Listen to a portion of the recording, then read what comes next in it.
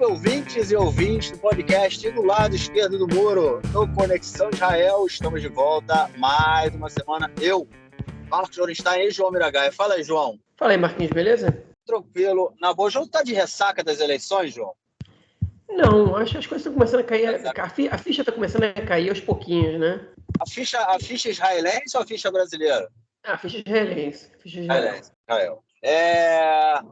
Hoje, que dia é hoje? Hoje é 10 de novembro, quinta-feira, 10 de novembro. Aniversário do meu pai. Oh, parabéns. Abraço Como se chama seu aí. pai? Seu Júlio Seu Miragaia. Júlio. Oh, parabéns, seu Júlio. Muitos anos de vida, muitas felicidades. Ad meia vestrim, né? Até o 120, como a gente costuma dizer por aqui. 10 de novembro, quinta-feira, 17 graus. Eu estava lembrando agora daquelas quintas-feiras quentes que eu vinha aqui na estrada e falava, João, tu gosta do calor? Você falava, não, calor nada. Aí agora, quinta-feira, 17 graus. Acredito que onde você mora esteja mais fresquinho, inclusive, né? Porque é mais alto. Tá frio pra caraca aqui onde eu moro. Tá frio pra caraca aí. Tá frio pra caraca. Clima de montanha, né, João? Total, vento pra caraca. Aqui não, aqui não tem, aqui tá 17 graus, cara. Posso falar que tá tranquilo. Mas é isso, vamos lá, sem mais delongas. Episódio 160, vamos começar então a falar do novo governo que vai surgir já já. É isso aí, eu achei meio estranho esse final do outro bloco, João. Vai surgir já já, mas é isso, né? Essa semana, mesmo antes, né, do Benjamin Netanyahu receber o mandato do presidente para montar a coalizão, e aí vamos fazer... A gente já fez isso tantas vezes nos últimos 3 anos, né, João? Mas vamos explicar rapidinho como é que funciona esse esquema. O que acontece é o seguinte, a gente teve as eleições na semana passada, o resultado, a gente comentou o resultado, tudo mais no último episódio, e agora o presidente Buzzi Herzog, ele convida todos os membros, né, dos partidos a irem até a sua casa, né, no palácio do presidente, na casa do presidente, e eles têm que indicar um nome, né, de algum deputado, de algum líder de partido, para que se possa montar, que eles falam, eu apoio esse líder para que ele tente montar o governo. E aí o presidente ele faz lá as suas consultas, né? E depois, geralmente, né, na grande maioria dos casos, sempre foi o que aconteceu, houve exceções, mas na grande maioria dos casos, o presidente ele vira para o candidato que teve maior número de apoios, né? E fala assim, ó, mando mandato para você montar o governo.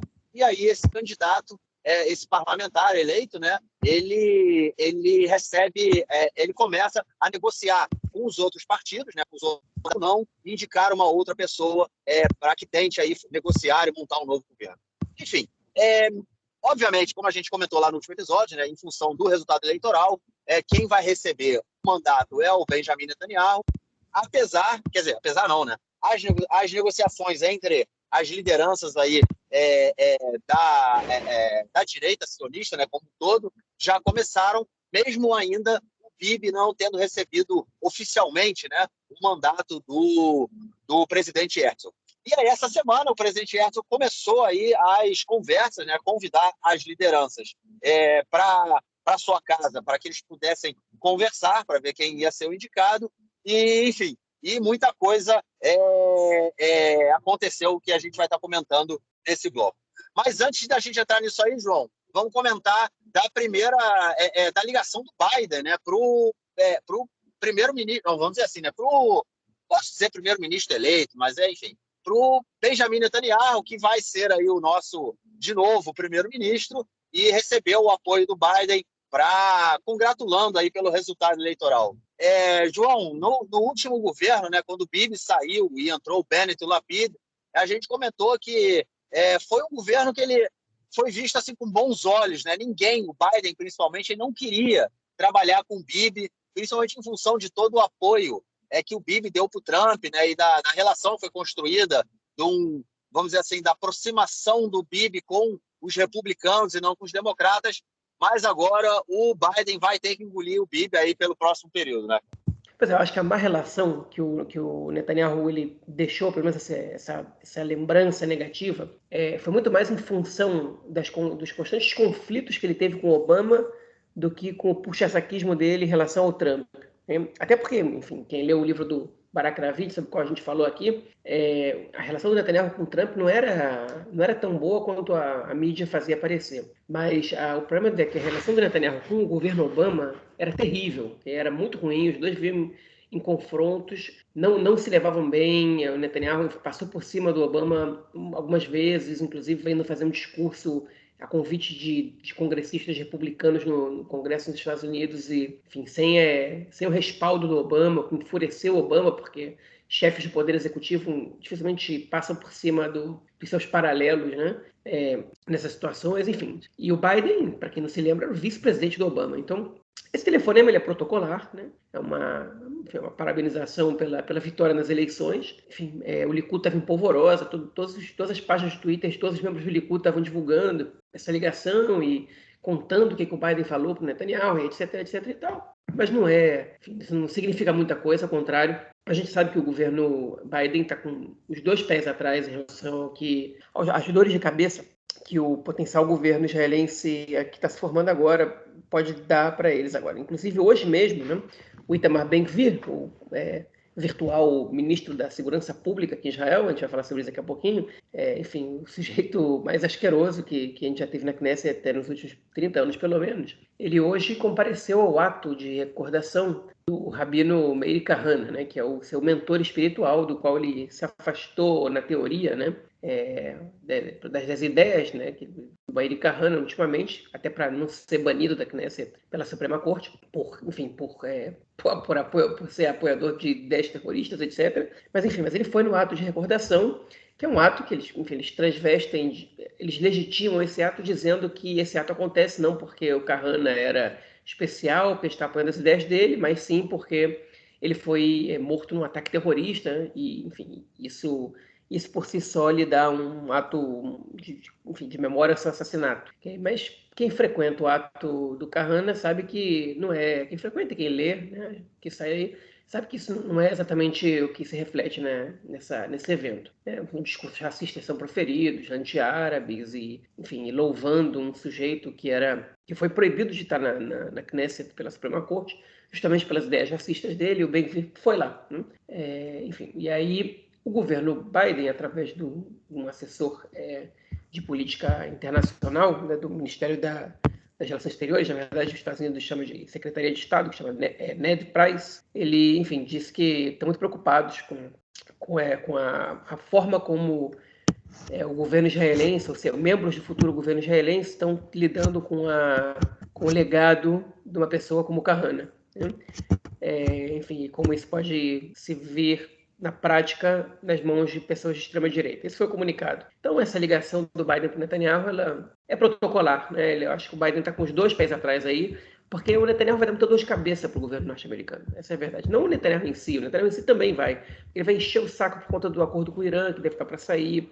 Ele vai, enfim, pressionar para que os Estados Unidos ajude Israel em uma série de fatores, para que o governo americano não volte atrás em relação enfim, ao que o Trump, aos avanços que o Trump, depende da interpretação de cada um, mas, enfim, aos passos que ele deu em relação a reconhecimento de Jerusalém como capital, ou a proposta que o Trump fez no plano do século, né, que é de uma divisão em dois estados, que é uma proposta muito mais interessante para Israel do que para os palestinos, etc, etc.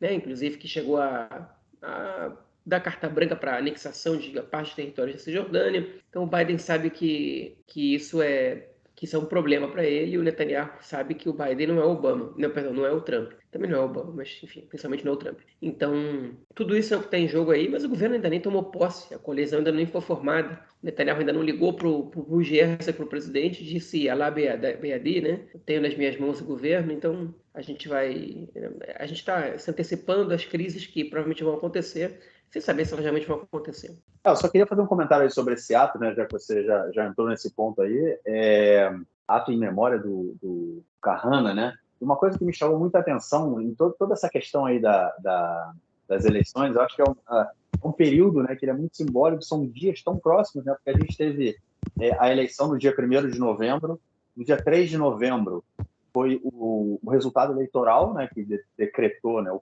fim do Meretz, né, que o fim, né, o partido não passou a cláusula de barreiras, e o Partido Trabalhista, o Partido Avodá, terminou com 4 cadeiras, né? A gente falou disso lá no último episódio, isso no dia 3 de novembro. O dia 4 de novembro foi o dia que completou 27 anos, né? 27 anos do assassinato do Rabin, né?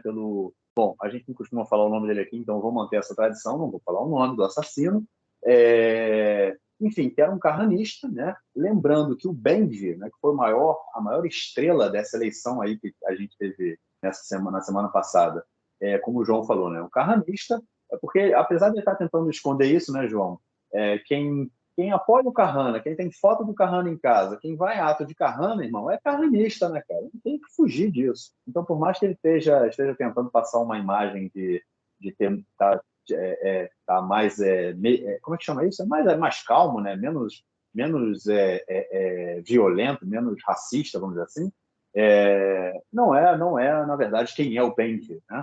Inclusive nesse ato hoje você falou que nesses atos as pessoas falam cânticos, né, contra árabes e tudo mais. Tinham lá adesivos, né, morte aos terroristas, né, Mavet Lamekablim, que é uma coisa uma palavra de ordem que ela é um tanto quanto complicada, né?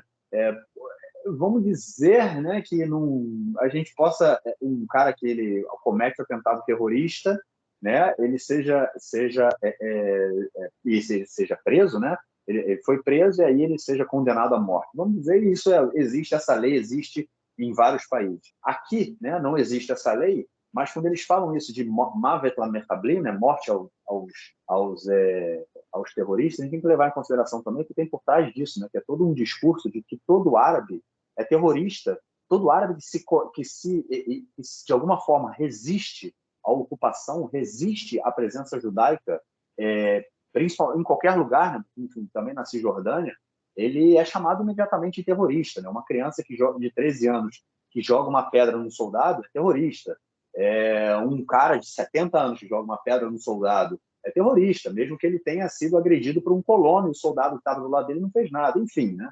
Você não pode se opor à ocupação, né, à opressão, você é taxado de terrorista. Então, essa palavra de ordem, né, de morte a terroristas era um tanto quanto complicado. Por vários motivos, esse aí, para mim, é um agravante. Né?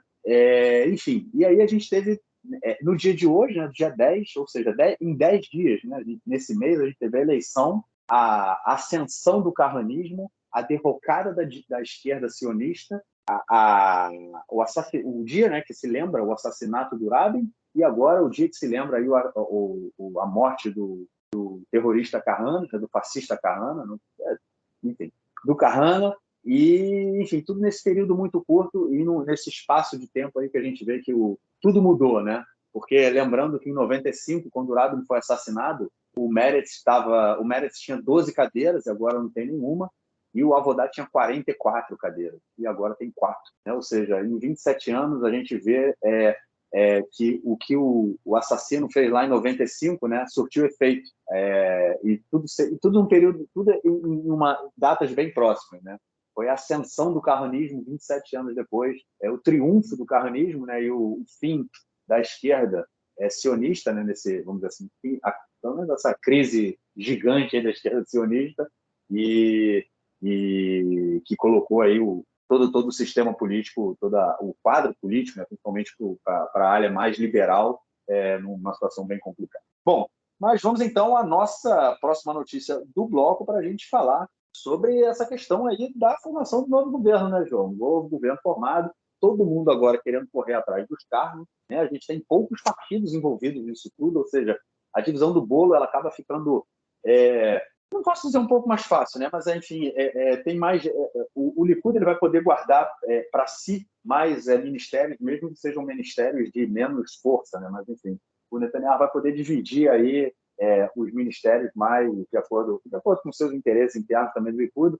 Mas João, a gente já tem uma especulação muito grande em relação a ministérios centrais, né? Como o Ministério da Defesa, né? Que está sendo pedido aí pelo Smotrich, né, que também já foi condenado por terrorismo. A gente tem o Ministério da Segurança Pública, né, que é o ministério que cuida das polícias, que está sendo reivindicado, e como você falou, né, o virtual ministro é o Itamar Ben-Gvir, né, que vai deixar aí a situação bem um tanto quanto complicada.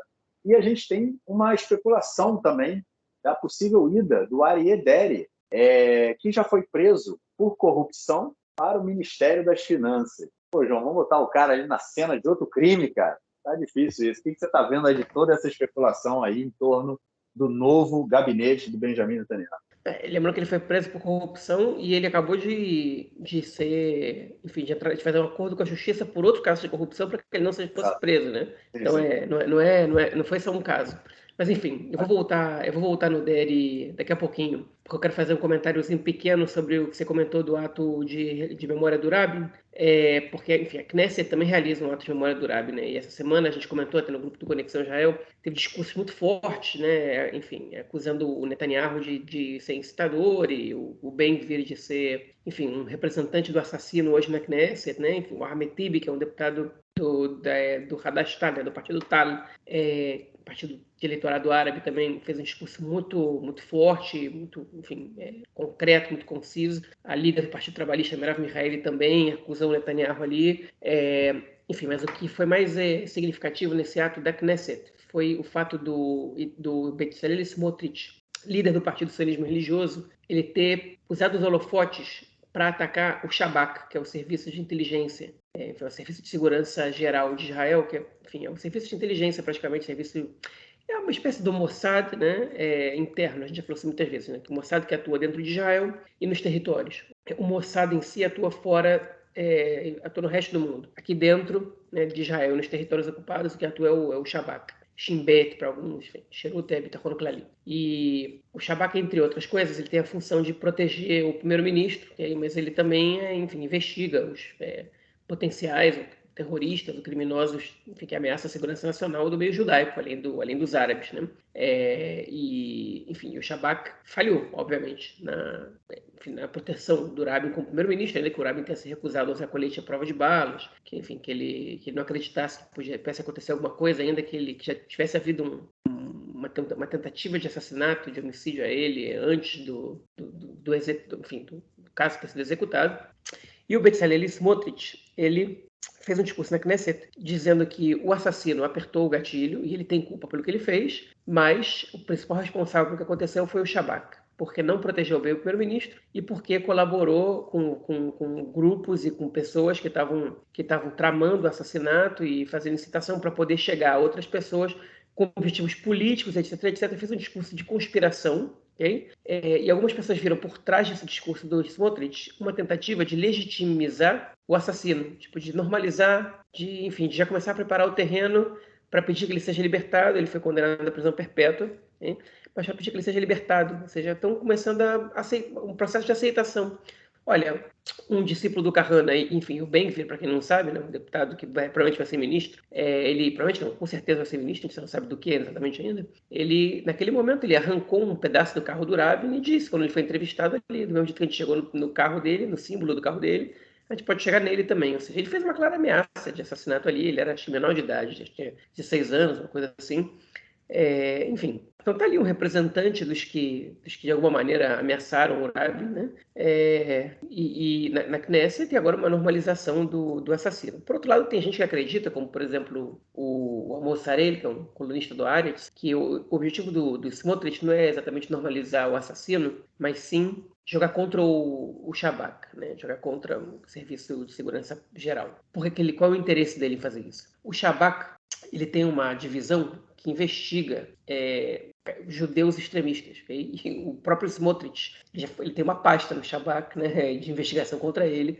Ele já foi investigado e já foi indiciado por ter sido pego, como o Marquinhos comentou isso na última edição do podcast, com centenas de litros de gasolina na época do plano de desconexão de Gaza, porque ele estava tramando alguma ação de sabotagem, no mínimo, né, contra as Forças Armadas ou contra quem quer que seja, que estava atuando ali pela desconexão, pela retirada dos colonos da faixa de Gaza. Eu já não vi mais colonos judeus na faixa de Gaza, desde 2005. Enfim, então ele está tentando deslegitimizar, enfim, legitimizar um pouco o assassino, mas o principal objetivo dele, segundo o Amos Harel, na verdade é atacar o Shabak. E não me soa nem um pouco estranho essa tese dele. Agora, passando para a pergunta que o Marquinhos fez. Olha, a gente agora está vendo esse período de especulações. Isso aqui o governo ele está trabalhando para assumir o poder o mais rápido possível. Eles querem chutar logo o Lapid para escanteio, eles querem trocar logo os ministérios atuais. A Knesset vai, se não me engano, vai tomar posse no próximo domingo, os novos eleitos.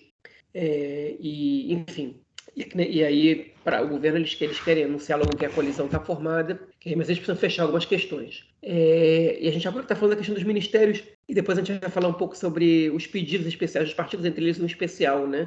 Um mais especial que os outros especiais, que é a Pisgat Gabrut, né? Que é a lei de suplantação, superação, né? A tradução não é tão simples assim, mas a gente vai chegar lá.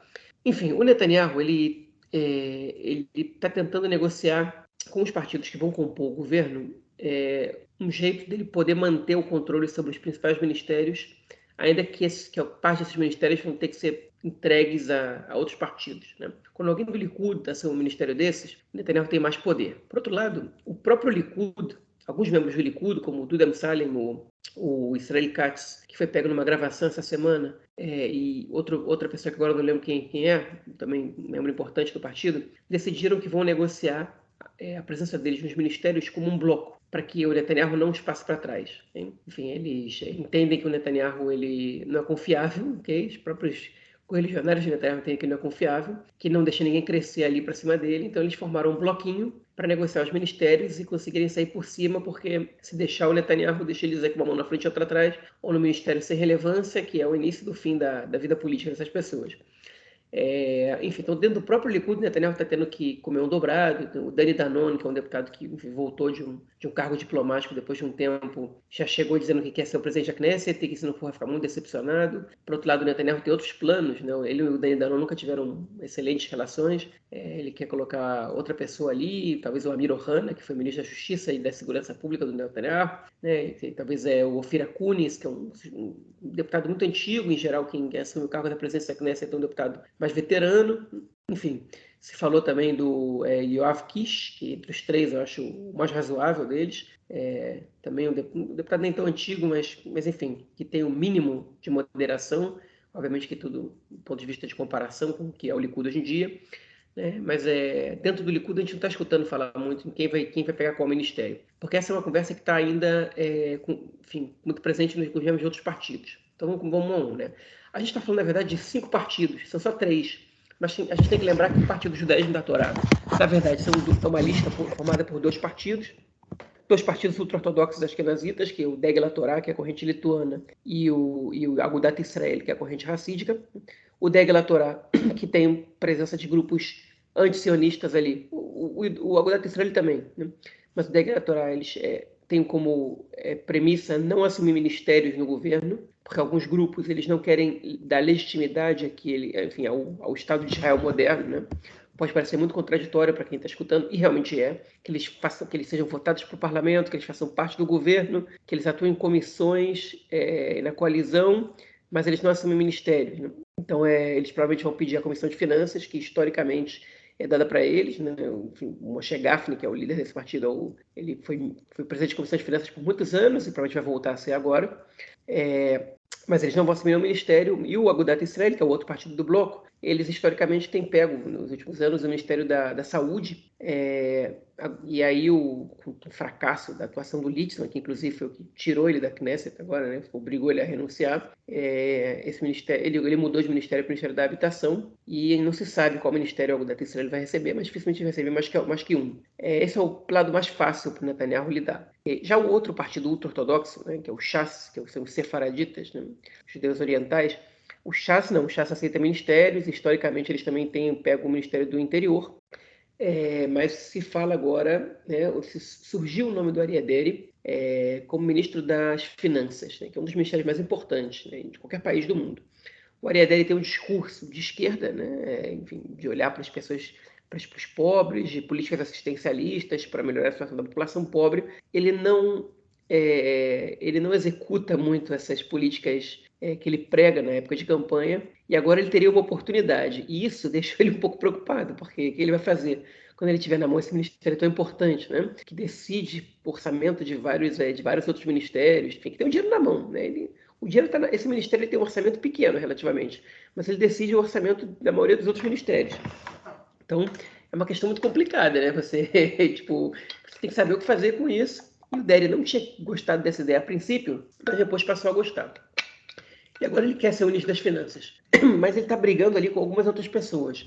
Uma delas é o Nir Barkat, do Likud, que quer, mas eu duvido que o Netanyahu dê para ele isso. O Barkat é um adversário potencial do Netanyahu internamente. E o outro é o Bezalel Smotrich, líder do Partido Socialismo Religioso, sobre o qual eu falei há pouquinho tempo. Ele quer o ministério. Ele disse para a Terra o seguinte: eu quero um desses dois ministérios, ou o Ministério das Finanças, ou o Ministério da Defesa, que é o ministério com um orçamento mais alto de Israel. Historicamente, nesse último ano, o Ministério da Educação teve um orçamento um pouco mais alto, obviamente tem que contar com salários de 300 mil docentes pelo país, né, profissionais de educação, e é muito impactante, né, no orçamento do Ministério da Educação. Mas o Ministério da Defesa tem um ministério que tem um orçamento pau a pau, ok? E, enfim, historicamente é o ministério mais importante, e ultimamente ele foi dado para carta marcada, né? As pessoas que receberam esse ministério eram especialistas em segurança, em defesa, ou eram pessoas que eram figurões da política. O Smotrich, além dele ser um ultra-radical de direita, pró-assentamentos, um cara com um viés bastante antidemocrático, tudo isso, ele não fez exército, né? Ele fez alguns poucos meses de exército e foi liberado. Ele não tem a menor noção do que é ser ministro da Defesa, não tem noção do sistema de segurança, como ele funciona. Ele nunca teve reuniões de gabinete de segurança, né? Se teve, foi por muito pouco tempo, quando ele foi ministro dos Transportes, e já membros do alto escalão das Forças Armadas já vieram dizer para jornalistas, né, da grande imprensa, saiu no Canal 11, que enfim, para o Michael, se não me engano, foi o Michael Shemesh que trouxe essa informação para o Canal 11, que estão muito preocupados com a possibilidade do Smotrich ser ministro da Defesa, né? Enfim, e o Smotrich ele botou esse ultimato, né? Netanyahu está tentando comprar ele com outros ministérios, tentou dar um ministério da Justiça para ele, que também seria bastante problemático, mas enfim, que tentou oferecer, comprar ele com o Ministério da Justiça, ou com o Ministério dos Transportes, um orçamento muito alto, né? E ele bateu o pé e falou: eu quero um desses dois. E se o Dery bateu o pé que ele quer ser o ministro das Finanças, o que o Netanyahu vai fazer? Ele vai dar o Ministério da Defesa para um irresponsável como o Smotrich, né? Enfim, eu acho muito complicado. O outro lado, no partido dele, é o Itamar Ben-Gvir, que também está negociando aí o Ministério da Segurança Pública, né? Que é o seu chefe da polícia, né? Também com um orçamento mais alto, e ele está, entre outras coisas, ele está querendo modificar as leis internas de Israel que possibilitam para que elas possibilitem que os oficiais da polícia eles possam disparar, enfim, sem que estejam somente com a sua própria vida ameaçada ou para neutralizar um ataque. Ou seja, é parecido com o que se debateu no Brasil do excludente de ilicitude, né? Que o policial possa atirar e ficar tranquilo, porque ele tem respaldo por trás do sistema. Agora, isso é um problema, porque, enfim, se o policial ele tiver como se chama isso? Uma liberdade, um respaldo muito grande para disparar sem que ele vá ser incomodado, ele não vai pensar duas vezes se ele precisa realmente atirar ou não, né?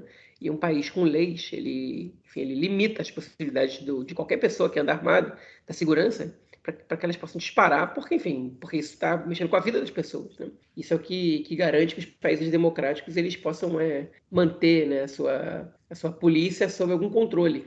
Enfim, e o Ben-Gvir ele quer o contrário, ele quer a polícia atirando cada vez mais, ele acha que a violência, que os disparos, que isso resolve o problema da segurança pública em Israel, né? Enfim, e ele está exigindo, além de um orçamento maior, além de aumentar o número de policiais, ele também quer essa mudança.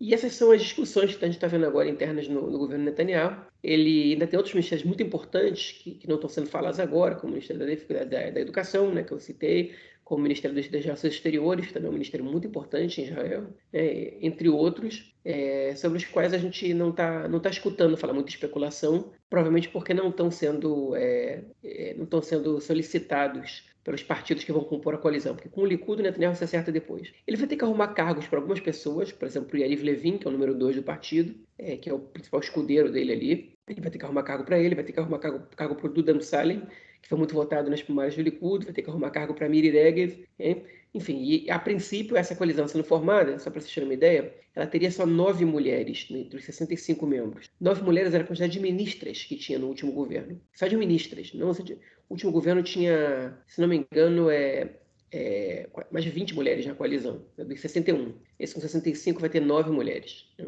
Enfim, então é um governo pouco representado, né? E que vai dar um pouquinho de dor de cabeça para quem a gente vai comentar sobre isso depois, para quem tem algum apreço pelos direitos humanos, né? E pela democracia. É isso. Netanyahu vai ter que muito jogo de cintura, né, para construir o seu ministério, e a gente, obviamente, vai ver isso aí nas próximas semanas, né? Vai estar com tudo mais certinho. Bom, João, vamos então na nossa próxima notícia para a gente explicar um pouco aí sobre o principal tema, né, que está sendo discutido. Na verdade, desde que saiu o resultado de boca de urna, começou a se discutir isso, né? A reforma do sistema judiciário, todas as mudanças que diversos desses partidos aí querem fazer no sistema judiciário como forma de enfraquecê-lo, né? E enfraquecer a divisão e independência dos poderes aqui em Israel. E uma delas a Hok Gabrut. É uma lei que ela tem a possibilidade de anular, né, decisões do Supremo Tribunal de Justiça, no seguinte sentido: o objetivo desses parlamentares que querem aprovar essa lei é que, caso, depois que uma lei é aprovada, né, caso alguém diga que ela é inconstitucional, né, que ela fere as leis básicas de Israel, lembrando que Israel não tem uma Constituição, né, essa lei é levada para o Supremo Tribunal de Justiça, que ele vai então analisar essa lei e ver se ela entra em choque com as chamadas leis básicas, né? Se ela entrar em choque com a lei básica, o Supremo Tribunal fala: essa lei ela é ilegal, né? Ela não pode ser aprovada, ela não pode entrar em vigor, porque ela bate de frente, ela entra em choque com a lei básica. E a lei básica ela tem um poder quase constitucional, vamos dizer assim. E o que esses deputados querem é que essa lei, caso uma lei, né, ela seja impedida pelo Bagasse, ela voltaria para o Congresso, voltaria para o Knesset, e aí o Knesset poderia julgar, fazer novamente uma votação, e caso conseguisse aprovar, essa lei estaria válida, ou seja, passando por cima da decisão do Supremo Tribunal de Justiça, que teria invalidado por conta de entrar em choque aí com a lei básica, alguma lei básica do país. João, uma lei um tanto quanto complicada, uma lei que fere os princípios democráticos, né, de independência dos poderes, né, e pode levar o país aí a uma proximidade política muito grande com outros países da região, como a própria Turquia, que fica ali do outro lado do Mediterrâneo. Pois eu tenho muita coisa para falar sobre essa lei, e eu vou tentar me concentrar aqui no mais importante, porque ela afeta... Ela diz muito sobre a política e sobre a sociedade israelense, ela diz muito sobre os caminhos que a gente está indo, e um pouco sobre a nossa história recente. Okay? Enfim, Marquinhos explicou muito bem aqui como é que ela impacta, que eu vou dar só um panorama histórico rápido. Em 1949, Israel fez a sua primeira eleição, e nessa eleição foi eleita a primeira Assembleia Constituinte do país. Ou seja, a primeira formação da Knesset, ela na verdade era uma Assembleia Constituinte. Só que essa Assembleia Constituinte jamais escreveu uma Constituição. Eles entenderam naquele momento que o país passava por problemas muito graves, como, por exemplo, uma guerra, né, que tinha acabado de acabar, né, contra todos os países fronteiriços e mais um com apoio de outros países, com apoio de outros países, né? Já lutou contra 5 exércitos e ainda com a colaboração de outros, na verdade, com a colaboração aos inimigos de Israel, de outros mercenários e outros, enfim, outros países que deram armas, etc.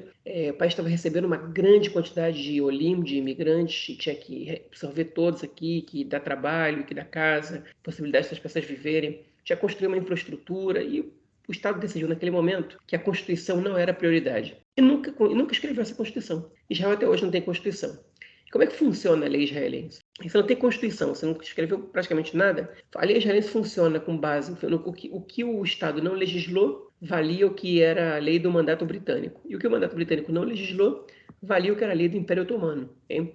E aos poucos o Estado foi legislando e decidiu que algumas leis eram mais importantes que as outras, que são as leis básicas. Né? Você pode votar uma lei básica, que são as leis que, basicamente, até determinado momento, eram leis que determinavam o funcionamento do Estado. E com o passar do tempo, elas foram sendo aprovadas leis que falavam sobre os valores do Estado. E a parte dessas leis, elas foram escritas e aprovadas nos anos 90, okay? No início dos anos 90. Quando um juiz da Suprema Corte, chamado Aaron Barak, que é um dos principais inimigos dessa direita antiliberal de Israel, ele fez o que Israel se chama uma revolução constitucional, na qual ele transformou, ele agrupou essas leis básicas, principalmente as últimas que tinham sido votadas, que eram referentes principalmente a direitos humanos, e ele considerou que essas leis, as 12 naquele momento, hoje tem mais, hoje tem 14, se não me engano, essas 12 leis, elas eram, um preâmbulo, uma espécie de Constituição israelense. Ou seja, nenhuma outra lei podia ferir os valores por trás dessas leis básicas. E quem seria o responsável por interpretar essa questão é a Suprema Corte israelense. E como em qualquer país democrático do mundo, praticamente, né? A Suprema Corte, o Supremo Tribunal, né? Ele tem um poder de interpretar a Constituição. Eles são os guardiões da Constituição. E em Israel não foi diferente, depois dessa medida do Aaron Barak, que teve a chancela total da Suprema Corte naquele momento, mas desagradou parte da população. Assim funcionaram as coisas a partir de então. E a lei básica, ela vale como uma lei constitucional. Com uma diferença para um país que tem uma Constituição. Para você derrubar uma lei básica, para você modificar uma lei básica, para você aprovar uma nova lei básica, você precisa de uma maioria simples de 61 deputados na Knesset, o que quase toda a coalizão tem logo de cara. Porque é praticamente obrigatório você ter 61 deputados na Knesset para ter uma coalizão. Então, você pode mudar, você pode escrever uma lei básica nova a qualquer momento, como foram escritas. A última delas, perdão, não a última, a penúltima delas, foi a lei básica, não foi a última, porque a que veio depois, a Suprema Corte vetou, no caso, que foi a lei básica do Roca Leão, da Lei Nacional do Povo Judeu, que a gente traduziu para o Conexão Israel, que é a lei que define o caráter judaico do Estado, que foi muito questionada, se era uma lei necessária ou não, se era uma lei que era racista, ou que era antidemocrática, etc., mas o fato é que ela passou como lei básica, okay? E a Suprema Corte não viu nenhuma contradição, inclusive alguns partidos entraram com um pedido na Suprema Corte para que eles vetassem essa lei, pelo menos como uma lei básica, e a Suprema Corte disse que ela não feria nenhuma outra lei básica, portanto, não poderiam vetá-la. E por aí vai. Desse tempo para cá, a Suprema Corte vetou 21 leis, se não me engano, 21 ou 22, ameaçou vetar outras, e essa direita não liberal, principalmente essa mais radical, acredita que muitas leis não foram nem escritas porque eles já sabiam que a Suprema Corte ia vetar. Que tipo de lei a Suprema Corte vetou? Eu vou dar um exemplo para vocês. Nas eleições de 2009, por exemplo, houve uma proposta de lei que proibia alguns partidos árabes disputarem as eleições, alegando que eles eram inimigos da pátria e anti-sionistas. E essa lei feria os princípios de liberdade e de direitos da população geral em Israel, segundo a Suprema Corte, que permitiu a participação desses partidos e passou por cima da lei e vetou a lei. Por exemplo, a lei do alistamento militar, Roca Gius, né, as versões que foram aprovadas, elas feriam a ideia de igualdade, uma vez que elas permitiam a parcela da população não se alistar no exército quando ele é obrigatório. Então você não pode dar para a população um direito especial, né, de não se alistar, de não servir o exército, né? Um privilégio quando todo o resto da população é obrigado a servir. Isso quer dizer que todo mundo serve? Não. Eles encontram mecanismos para que não sirvam, mecanismos no Poder Executivo principalmente, né? Mas a lei não permite que isso aconteça, e pode ser que em algum momento isso mude. Ou, por exemplo, a Roca Asdará, né, que a direita propôs e que a Suprema Corte avisou que ia vetar, né? Enfim, obviamente que o próprio procurador do Estado disse, né, o conselheiro jurídico do governo disse, melhor não aprovar essa lei, porque essa lei não vai passar, porque eu também não recomendaria que ela passasse, que é uma lei que basicamente regulariza os assentamentos construídos de forma ilegal, segundo a própria lei israelense, não segundo a comunidade internacional. Por exemplo, assentamentos construídos em propriedade privada palestina, assentamentos construídos sem autorização do Estado, e etc, etc. A gente está falando de assentamentos construídos depois da linha verde, na Cisjordânia, né, do lado direito do muro. Enfim, então esse tipo de lei que a Suprema Corte veta. Okay? E a Itgabrut, que é uma tradução ideal, seria superação, mas foi um pouco dúbia essa tradução livre que eu estou fazendo agora, ela daria à Knesset o poder de dizer o seguinte: ok, vocês vetaram, mas a gente passa por cima do veto, porque quem manda é a Knesset. O poder legislativo somos nós, e vocês não podem legislar. ou vocês não podem decidir sobre as leis. Ou seja, reduziria o poder da justiça, no caso de interpretar a Constituição, né?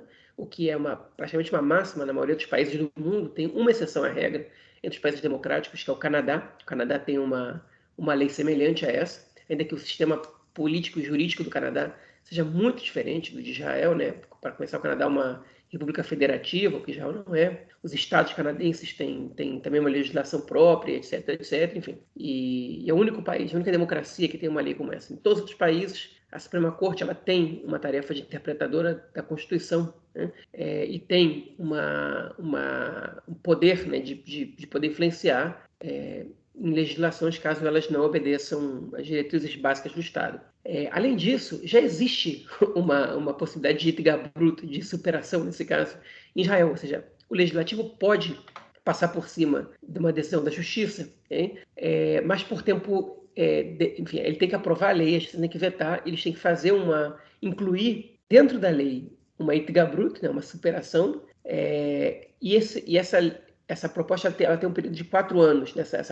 Caso aprovada, ela tem um período de 4 anos até ela caducar, ela tem que ser aprovada novamente. E isso não vale, obviamente, para todas as leis, mas eu confesso que eu não tenho conhecimento suficiente para dizer quando pode e quando não pode, mas já existe essa possibilidade. Hein? Mas agora a pergunta é, se você pode, com tanta facilidade, cancelar uma lei, ou aprovar uma lei básica, no caso, ou modificar uma lei básica, por que você precisa de uma lei que passe por cima da Suprema Corte? Ou seja, por que você não usa a Knesset, né, já para mudar a lei básica e poder passar por cima da Suprema Corte? E a gente tem 3 respostas para essa pergunta. Né?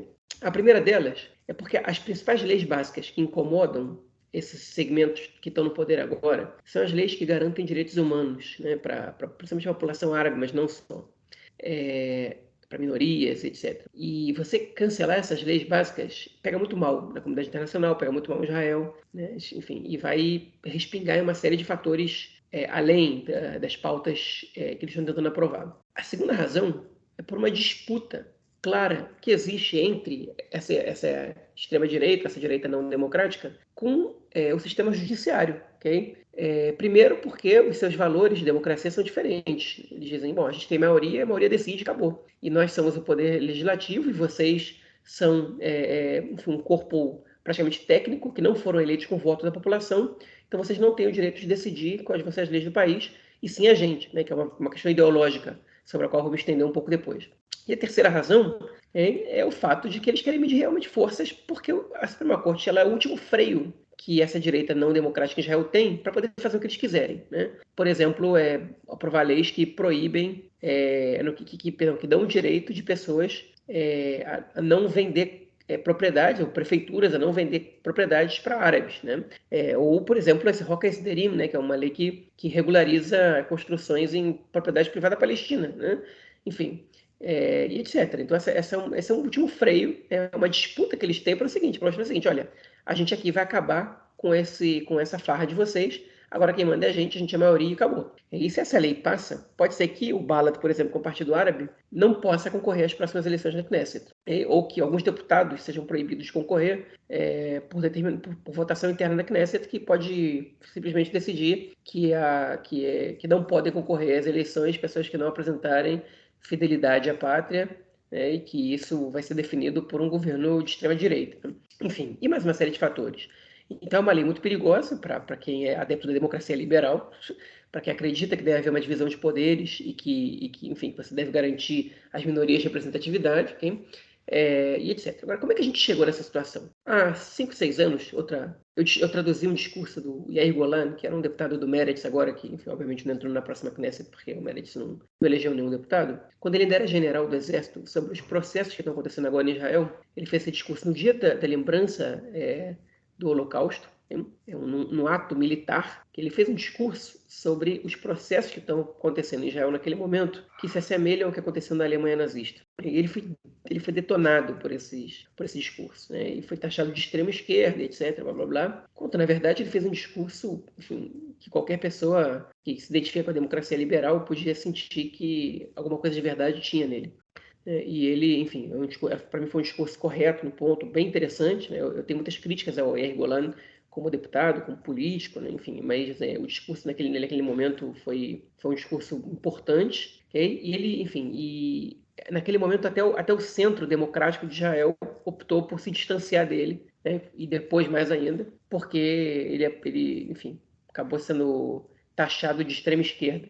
Agora, minha fala não é sobre o Yair Golan, é sobre os processos que ele listou ali, que ele apontou o dedo e que ele tinha razão. Esses processos a gente está vendo acontecerem agora, quando o Israel está a ponto de se transformar num país menos democrático. Okay? Agora, as pessoas podem perguntar como é que a extrema-direita, olha só, Israel é um país de direita, a extrema-direita chegou no poder aqui. Enfim, esse é um fenômeno global. Okay? A extrema-direita está fazendo a festa, está crescendo em cima da direita liberal, né? Ou da esquerda liberal também, no mundo inteiro. Enfim, cresce mais em detrimento da direita liberal, né? Porque a esquerda liberal fica sendo a força que luta contra a extrema-direita, e a direita liberal às vezes até prefere a extrema-direita do que a esquerda liberal. Mas, enfim, ela está crescendo no mundo inteiro, desde a crise de 2008, 2009. Na Europa começou um pouco antes, mas se fortaleceu muito, né? Enfim, a globalização e tudo que está acontecendo no mundo, as grandes ondas de imigração, enfim, etc., elas estão gerando um crescimento muito grande da extrema-direita, e isso chegou em Israel também, chegou aqui antes, não chegou agora só, mas agora a gente tem o governo mais direita da história aqui. Não estou contando nenhuma novidade para ninguém. Aconteceu no Brasil, aconteceu nos Estados Unidos, agora está acontecendo na Itália, quase aconteceu na França, aconteceu em vários outros países. E nos países que a extrema-direita ainda não chegou no poder, ela cresceu, aumentou muito o número de parlamentares. Em países que ela quase não existia, como na Argentina, agora existe, agora tem representatividade, tem força e pode ser um personagem importante nas próximas eleições. E aqui em Israel também está acontecendo. E isso você não tem como explicar sem falar sobre o fracasso que é a democracia liberal no século XXI. Ela não conseguiu dar respostas satisfatórias às demandas da população. Ela não conseguiu construir uma vida, um estilo de vida que dê para a maioria da população segurança financeira, segurança de maneira geral, né? E aí, me atendo aqui a Israel, a democracia israelense ela é muito falha em muitos aspectos, ela é muito permissiva em muitos aspectos, ela é muito contraditória, né?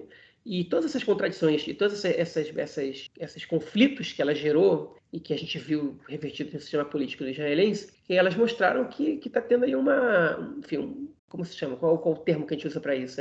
Um cansaço, um desgaste bastante grande da democracia liberal. O último governo juntou praticamente todas as forças políticas do país, de oposição ao Netanyahu, só para tentar sustentar uma democracia liberal que aparentemente não é o que a população quer, que a população não liga para isso, né? Enfim, e Israel, eu vi agora no podcast do Haaretz, de 2 semanas atrás, o Dani Filick, que é um professor da Universidade de Ben Gurion, o podcast foi sobre populismo, né? Mas ele fez uma crítica, foi sobre o Deep State e o populismo, e ele fala, não, eu não acredito em Deep State, mas em Israel existe uma coisa que chama tecnocracia, né? Que os tecnocratas têm muito poder aqui.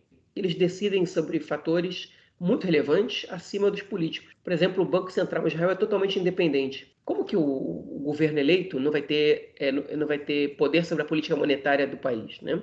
Enfim, quem organiza o orçamento do país é a divisão de orçamento do Ministério das Finanças, que peita o ministro das Finanças, né? Que quer tomar decisões por cima dele. Da última vez, 2, 3 membros importantes demitiram ali do Ministério das Finanças porque não concordavam com a maneira como o Israel Katz estava tocando o projeto. Ele teve que bater na mesa e falar: quem manda sou eu, vocês têm que obedecer o que eu estou falando, o ministro sou eu. E por mais que eu tenha muitas críticas sobre o que o Israel Katz está fazendo, todas as críticas, aliás, enfim, o que ele falou era verdade. Tipo, o ministro é quem coordena qual é a política de governo. Okay? E cabe aos profissionais que estão trabalhando ali executar o que o ministro quer. Eles podem alertar o ministro que eles não concordam, eles podem se demitir, mas enfim, eles não podem ter mais poder do que o ministro. Né? E praticamente era o que eles queriam ali. E isso mostra a falência desse modelo, né? Em Israel total, porque, enfim, essa tecnocracia no país, ela quer decidir mais do que ela pode, e isso acaba sendo generalizado por essa extrema-direita, que começa a desconfiar de todas as instituições do Estado, especialmente aquelas que não são eleitas por eles.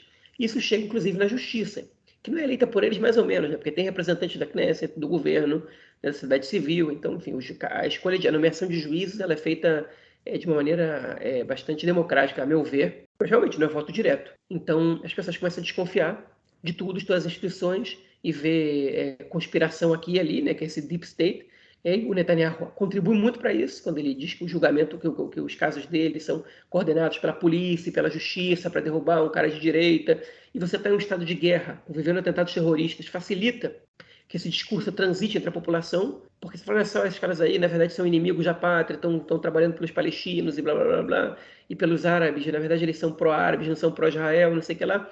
Enfim, isso gera uma divisão imensa da população e um descrédito da democracia gigantesco, e derruba instituições de Estado que são básicas para que ele sobreviva da maneira como ele é. Se é bom ou ruim, a democracia israelense é boa ou ruim, ela tem muitos problemas. E certamente ela precisa de mudanças. Agora, certamente também o lado para o qual esse novo governo quer levar essa democracia israelense é muito pior do que a democracia do jeito que ela é hoje.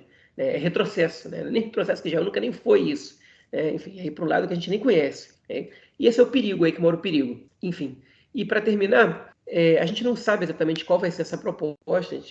O Netanyahu, a princípio, ele não queria ir já de cara para essa proposta de lei, porque ele sabe que ele vai ter que responder para a comunidade internacional. Enfim, o Netanyahu ele não gosta muito de ser visto como um radical, mas ele não vai ter muito o que fazer, porque todo mundo exigindo isso.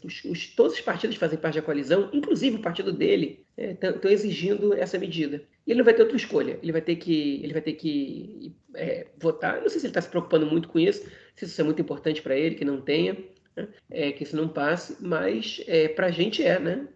O que vai acontecer com Israel depois disso, a gente não sabe. Hoje eles fazem isso, amanhã eles mudam a escolha de juízes, enfim, que já vão ser cada vez menos relevantes, mas pelo menos para julgar, eles continuam sendo um poder, pelo menos por enquanto, enfim, entre esses três poderes. Amanhã a gente não sabe o que vai acontecer. Enfim, é uma das coisas mais preocupantes que pode acontecer no novo governo, mas não é a única, né? Eu acho que esse motor de comunismo e defesa me preocupa tanto quanto. Mas, enfim, tempos sombrios pela frente, Marquinhos. Realmente, tempos sombrios, né? Você comentou aí do podcast do Ares, né? A gente também comentou lá no nosso grupo de Conexão sobre o podcast dessa semana, né? Que teve o deputado Simcha Rothman, né? Do Partido Sionista Religioso, e ele está sendo aí o principal responsável para toda essa discussão em torno da reforma do sistema judiciário, né? E ele colocou sobre essas questões dos juízes, que os juízes têm que ser eleitos pelo povo, como se isso fosse correto, né? Porque ele fala que na França é assim, nos Estados Unidos é assim, então, enfim, nesse caso para ele funciona, né? Então ele quer também esse tipo de política, esse tipo de política seja aplicada. E, enfim, a gente tem realmente tempos sombrios aí pela frente em diversos sentidos, né? Se a gente começa a elencar, né, as coisas que têm sido pedidas aí pelos parceiros do Netanyahu para fazer o governo com eles, realmente para fazer o governo com ele, né? São realmente coisas não só no que dizem respeito à questão da cada vez diminuição, né, de direitos, né, e da questão da igualdade, de como a lei vê todos os cidadãos como iguais ou não. E eu acho que, principalmente que você colocou nessa questão da Roca Leão, João, da lei nacional, né, a lei que define aí o caráter judaico do país. Eu me lembro que quando essa lei foi aprovada, a gente teve várias discussões dessa também com o pessoal do Conexão, né? E tinha gente falando, não, que não muda em nada, não muda em nada, não muda em nada. Eu falava assim, essa lei abre a porta para a supremacia judaica. É a lei que ela libera e legaliza, regulariza, incentiva a supremacia judaica aqui em Israel. E agora, com esse bando de piromaníacos no poder, né? A Roca Leão, ela não vai só virar, ela não é só, né, uma lei básica, como ela vai virar a principal lei básica, né? Ela vai ser a lei que vai guiar todo o resto. E aí a gente vai começar a ver aí quais são as reais consequências, né, da aprovação dessa lei há alguns anos atrás, também por parte da direita sionista, com apoio de setores liberais aí da sociedade israelita. Mas são cenas para os próximos capítulos. Vamos então ao nosso segundo bloco para tratarmos também da política, só que nesse caso agora da futura oposição política do país. É isso aí, gente. Eles estavam tão na situação até agora, né? O pessoal aí que está no governo, mas está deixando o cargo, vai sentar do outro lado do parlamento, vai sentar agora do lado da oposição, mas, enfim, tudo muito recente, né? O resultado eleitoral, vamos dizer que pegou todo mundo de surpresa, né? Ninguém achou que ia ser do jeito que foi, E como eu comentei lá no início do podcast, essa semana o presidente começou aí a fazer as consultas aí, né, sobre quem vai, para poder decidir quem vai receber o mandato para montar o governo. Só que antes disso, João, começou a correr o boato em que Buggy Herzog estava tentando fazer mais uma vez mais um governo de união nacional, né, um governo que incluísse aí quase todo mundo, né, porque eu acho que o principal objetivo dele era deixar a extrema-direita, né, os fascistas, do lado de fora, ou, caso eles estivessem no governo, né, pelo menos que os setores mais à esquerda, não sei nem se ainda tem setores mais à esquerda na política israelense, judaica, né, mas, enfim, mas que esses setores deixassem os setores mais à direita um pouco mais travados. Mas, enfim, teve gente que disse que era boato, que ele não tentou fazer isso, e depois disse que tentou, disse que não tentou, mas não vai ter governo de união nacional, né, cara? Não vai ter, mas a gente já sabia que não ia ter. O Bush, ele está se metendo a fazer o que ele não devia, né? Porque não é tarefa dele formar o governo. Ele tem que possibilitar que se forme o governo, né? Mas ele, enfim, ele acha que ele é mais importante que ele é. A gente sabe disso, né? Ele foi eleito presidente para tentar influenciar de alguma maneira. Ele já fez coisas mais importantes do que um presidente normalmente faz. Ele tentou fazer essa ligação aí e, obviamente, deu errado. Porque eu digo, obviamente, porque não tem interesse em ninguém fazer parte desse governo com o Netanyahu. O que o Benny Gantz e o Yair Lapid podem ganhar fazendo parte desse governo com o Netanyahu, né? Evitar o Ben-Gvir de ser ministro? Enfim, mas isso é anunciar o Ben-Gvir botar o Ben-Gvir no governo daqui a 2, 3 anos com 20 cadeiras, né? Porque ele vai ficar na oposição gritando contra esse governo novamente. Enfim, não adianta nada. O Lapid agora ele está juntando os cacos, tentando entender onde é que ele errou. Já fez um discurso dizendo que tem muitas diferenças entre os partidos, mas que eles têm que juntar forças agora e já começar lutando contra a Pisgat de Gabrut, né, que é essa lei de superação.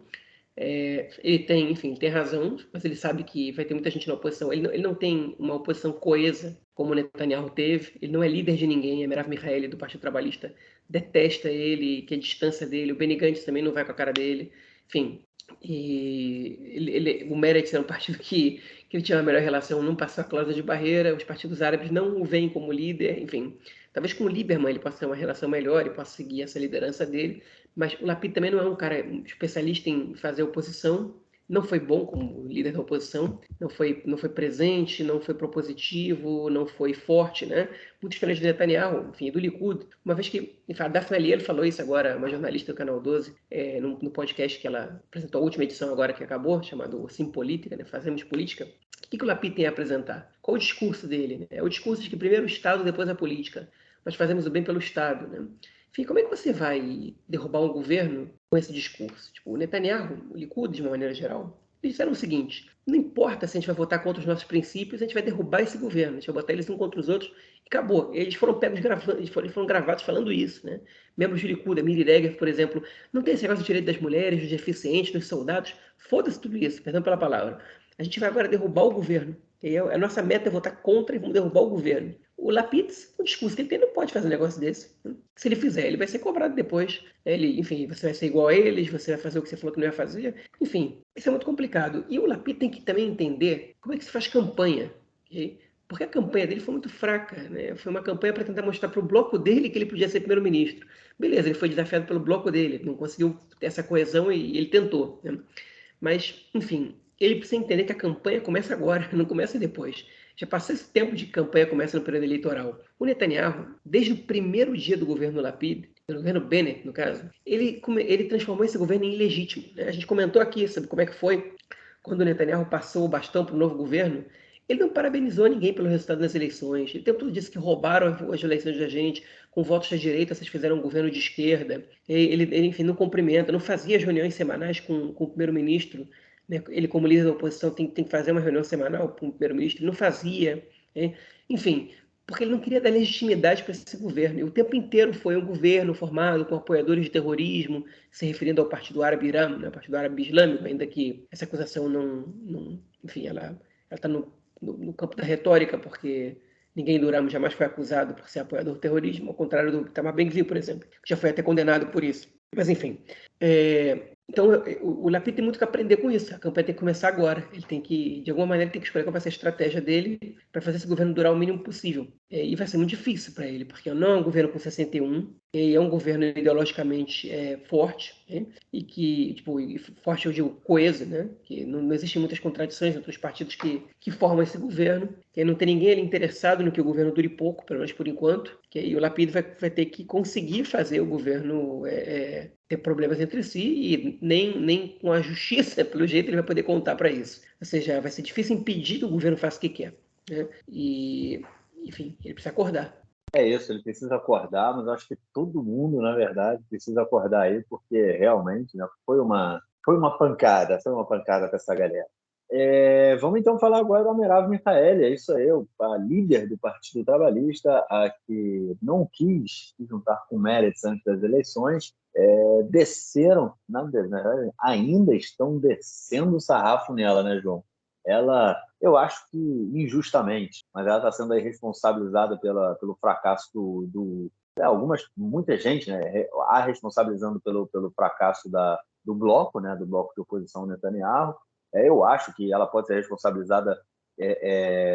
Bom, enfim, eu também não acho correto responsabilizá-la pela queda do Meretz, né, porque o Meretz tem que ser responsabilizado por isso, não o Partido Trabalhista. Mas caso houvesse a junção, isso não aconteceria.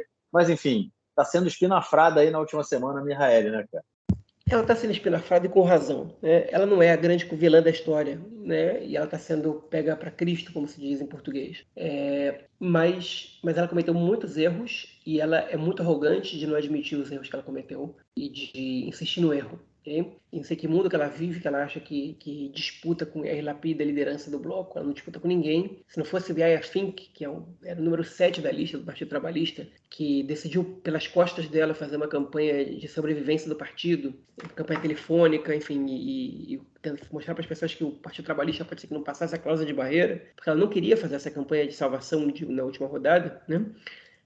Talvez o Partido Trabalhista não tivesse passado a cláusula de barreira. Enfim, eu acho que já vai começar a se formar em volta dela que é tradicional no Partido Trabalhista, lamentavelmente, né, que um bloco de oposição a ela, alguém provavelmente vai se candidatar para substituí-la e vai vencer, porque agora ela está muito enfraquecida, né? Ela, por erros que ela mesma cometeu. Ela não pode ser culpada pelo resultado das eleições, mas ela tem essa parcela de responsabilidade que não é pequena. Enfim, e o Meretz, né? Na primeira semana depois das eleições, nos primeiros dias, todo mundo comentava, né? O Meretz estava ali nos noticiários e as pessoas escrevendo colunas e lamentando, blá blá blá, ou lamentando ou festejando, e agora acabou. Né? Hoje foi o último dia do Meretz na Knesset, domingo vai ter Knesset nova, se não me engano já é o domingo que entra, né? O ouvinte que estiver escutando a gente no domingo, no dia 13 de novembro, já vai estar com uma nova Knesset aí na frente. Mas enfim, o Meretz acabou, já não existe mais. Enfim, não sei se vai voltar, não sei se vai voltar igual era antes, não sei em que situação voltaria, né? Mas é isso, você ficou para trás, você entra na sombra, aí no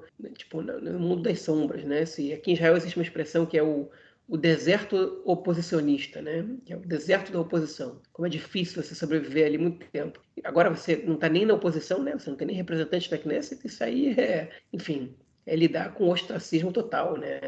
E isso, a gente vai ver agora como é que o Meredith vai resistir a isso, se é que vai resistir.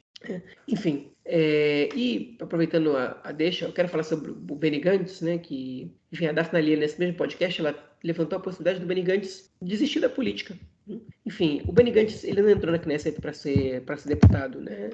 Ele também não entrou para ser ministro da Defesa, ele entrou para ser primeiro-ministro. E, enfim, o que a Daphne Lia ela diz é que se ele perceber que esse governo vai durar 3, 4 anos, vai ser difícil para ele se sustentar nessa posição, porque ele não é nem líder da oposição, ele não tem nada para mostrar como deputado de oposição, essa é a situação que ele quer estar, enfim, ele não é nem o líder do bloco, né? Pode ser que ele vá embora, que ele caia fora. Okay? Eu não tinha pensado nisso quando eu escutei essa edição do podcast dela, e realmente me passou pela cabeça isso. A gente pode ter uma renovação grande para as próximas eleições, dependendo de quanto tempo durar esse governo.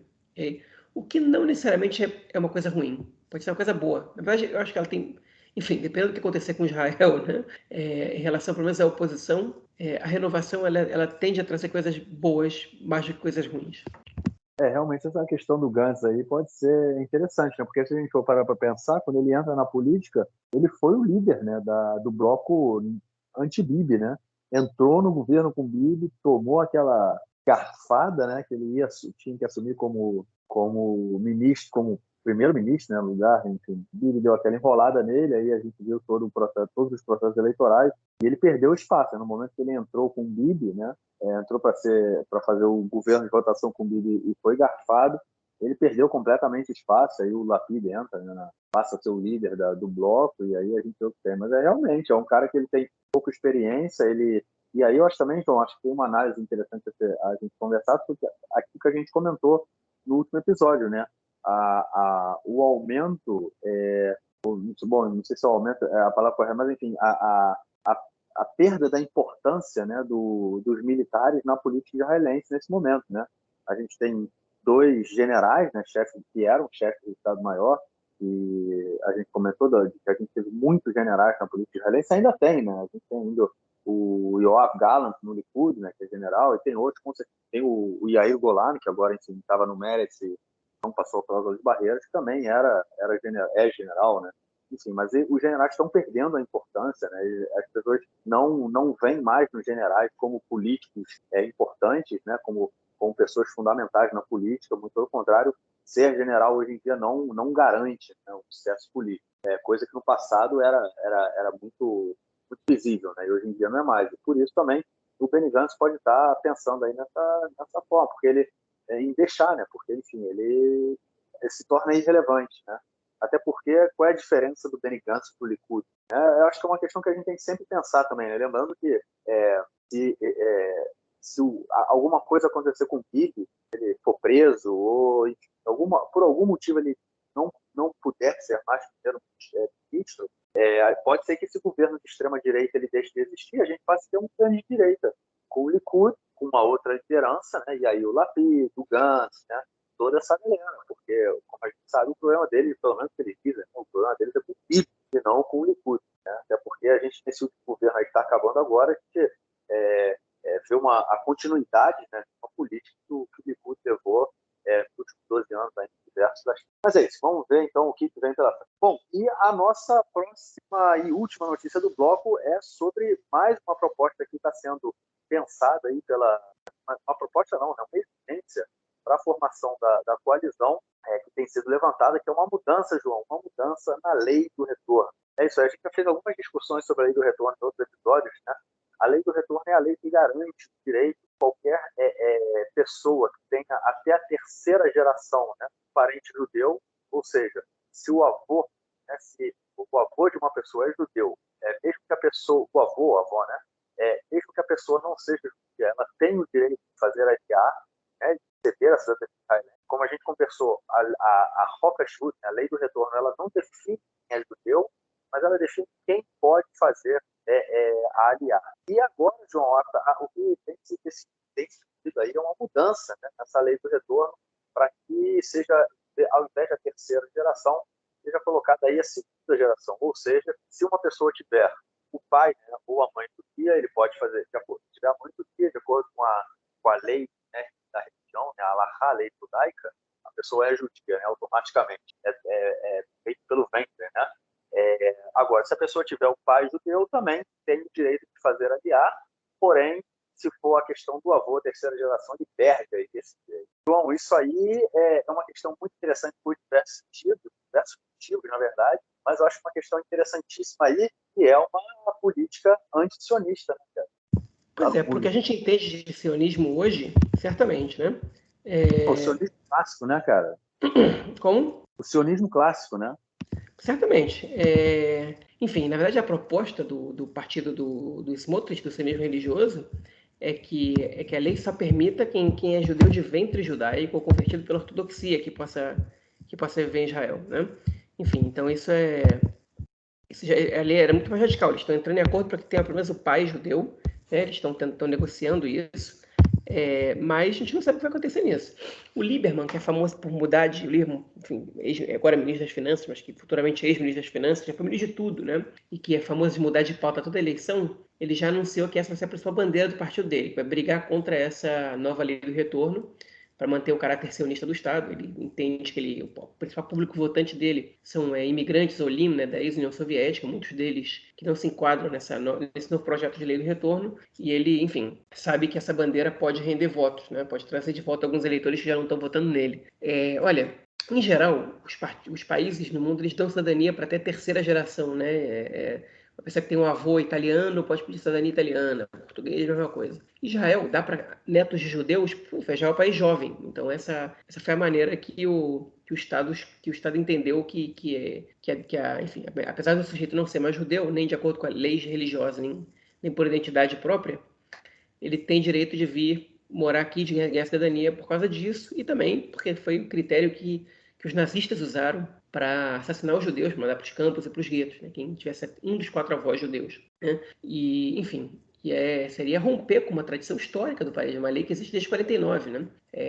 Lamentável, para mim lamentável, né? Eu trabalhei na agência judaica, trabalhei com isso exatamente. Eu acho que isso enfim, essa redução é você transformar o Estado hebraico no Estado judaico no sentido religioso da palavra. Judaico, né? Enfim, é você acabar com o Estado do povo judeu e transformar isso aqui no Estado da religião judaica, né? O que a gente não quer ser. A gente não quer voltar para a Idade Média. Pois é, nós não queremos voltar para a Idade Média, mas tem muita gente aí nesse novo governo que já vive na Idade Média. É isso. Vamos então ao nosso próximo bloco para ouvirmos o comentário do camarada Nelson Burdi. Manda aí, Né?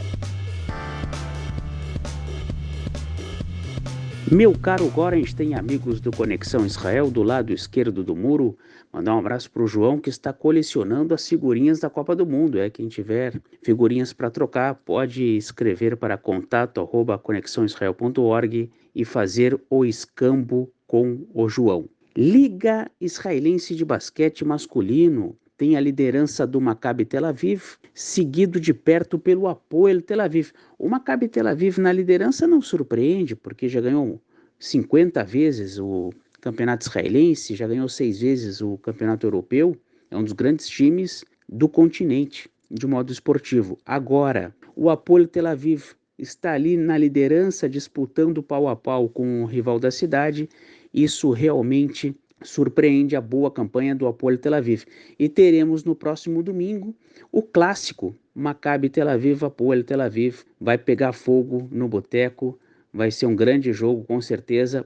O ginásio estará lotado e milhões de pessoas estarão assistindo também pela televisão. É isso aí, lembrando que o basquete em Israel é tão popular quanto o futebol, e em termos de sucessos esportivos, o basquete supera o futebol de longe. Um grande abraço e até a próxima. Valeu, Nelson. Brigadão pelo comentário e, obviamente, te esperamos na semana que vem. João, algo mais a declarar ou a gente fica por aqui, cara?